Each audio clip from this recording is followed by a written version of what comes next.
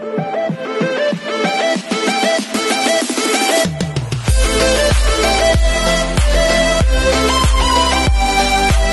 everyone, this is KJ Avenue Vlogs, a Filipino reactor based here in Kingdom, Saudi Arabia, and welcome back to my channel. For today's video, we will gonna do another reaction video from Jamiel, pero this time JM De La Serna na tayo kasi kinukulit nyo talaga ako.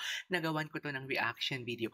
Ang This Is The Moment niya na version. So alam naman natin na pagdating talaga sa kantang to, ang tumatak talaga sa isip natin is si Eric Santos, 'di ba? Pero titingnan natin how JM De La Serna will gonna nail this song kasi for sure talaga in-nail niya talaga to kasi with the vocal prowess ni JM, the quality of his voice, the texture of his voice and whatnot, alam kong maninail niya talaga to. But the twist here is paano niya i-execute, ano-ano yung mga vocal techniques ang i-apply niya and ano yung mga gulat factor. Kasi di ba usually pag kumakanta talaga si JM, may gulat factor talaga. So I won't take any longer, medyo matagal ng ating introduction, panoorin natin ito.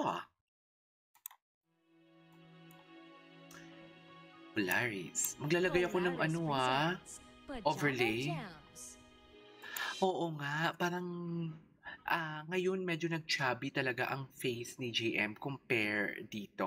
Payat talaga ang face niya dito. And maybe because dahil na dextrose talaga siya. Kasi kung ia-IV ka or dextrose talaga, is tumataba ka talaga yung face mo lalo. Sa totoo lang.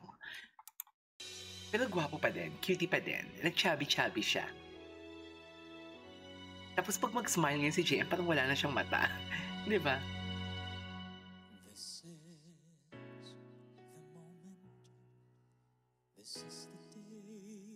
Manipis. Oo.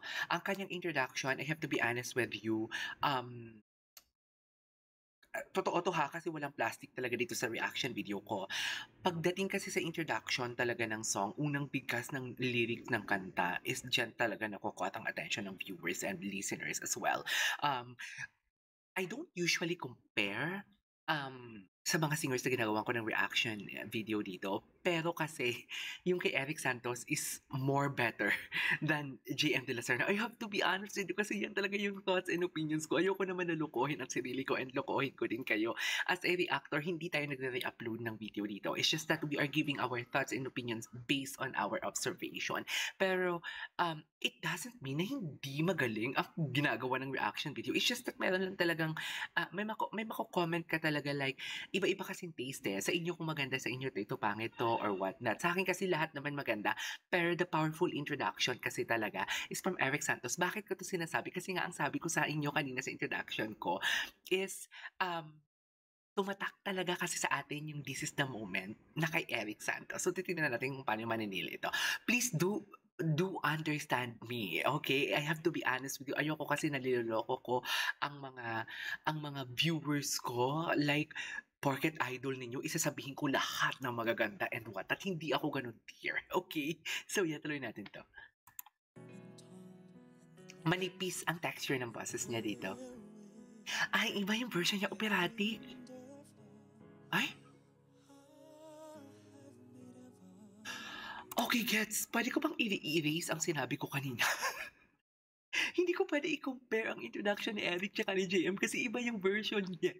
Nakalimutan ko. Operatic way ang ginawa niya. Ito yung twist. Ito yung gulat factor. Very theater or operatic way ang pagkanta niya dito. Kaya pala manipis. Okay. Pwede ba i-delete yun? Ang sinabi ko kanina. Ganda talaga ng escalation.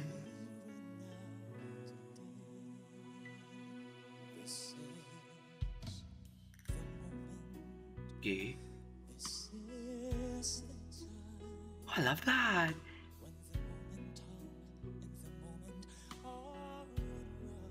Wow.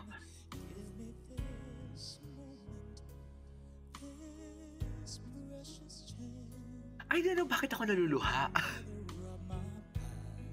Ay, boss.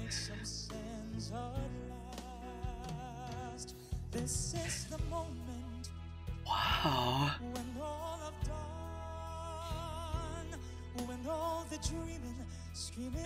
I didn't expect this at all. Nagagawa ako ng reaction video ng This is the Moment na medyo naluha-luha ako for today's video. I hope nakikita ninyo or what.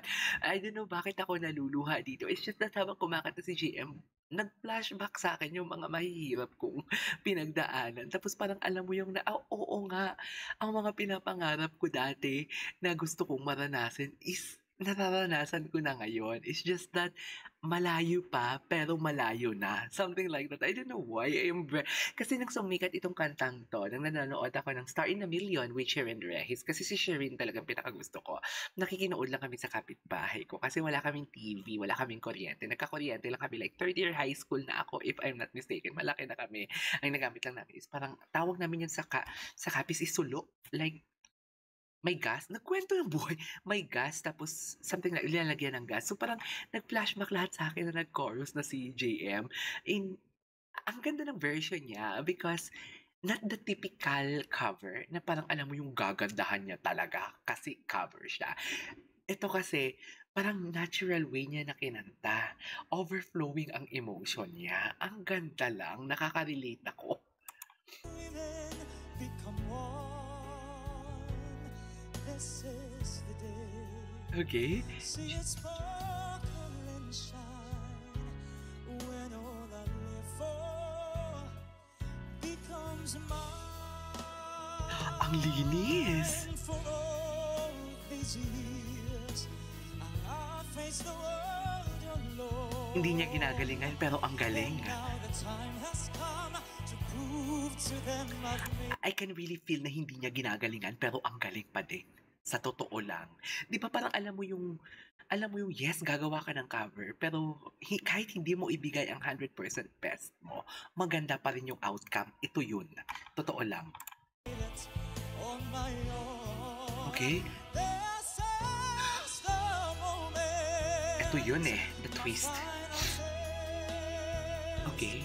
Destiny beckon, I never reckon second best.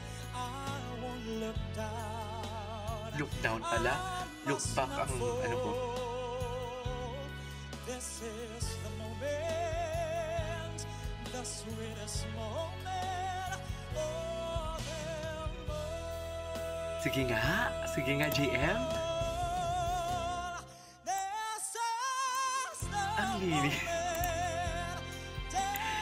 Dear, sure ako na hindi pa to yung pinaka-the best niya, pero ang galing-galing niya talaga. Sure ako hindi pa to yung pinaka-the best niya. Ito nakaupo pa siya ha. Pero ang galing-galing niya pa din. Siguro maybe this is the concept of Pajama Night na kahit sabihin mong i-upload nila sa malaking YouTube channel, pero in a very simple way na makaka-relate lahat ng viewers. Feeling ko ito yon. Ito yung concept nito. Ito yung objective ng channel na to. Stay you'll never, I said forever with the gods when I look down. Okay. I will always recall. Oh, nice. Moment for moment, this was the moment. Grabe yung decrescendo niya.